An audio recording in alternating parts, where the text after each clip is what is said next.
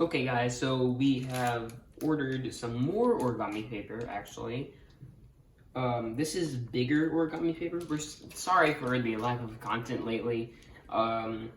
We've been waiting on this paper to get here so we can make some bigger, more complex origami projects.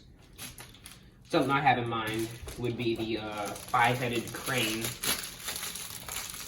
I can fold a three-headed crane, and even folding that, it's sort of hard to fold on the paper we have. So we ordered some bigger paper. Look at that. This is 40 sheets of origami paper that is 9 inches by 9 inches. There are some instructions on the back. We can make a bird, whatever that is, a pinwheel, and a frog, just looking at the back.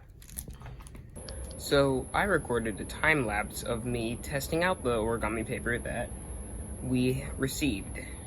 The texture of the paper was really nice, but it was a little bit heavier than I wanted it to be, but the size of it was good, considering that it was actual origami paper, not construction paper. So I hope you enjoyed this little time-lapse video of me folding a three-headed crane on the new origami paper.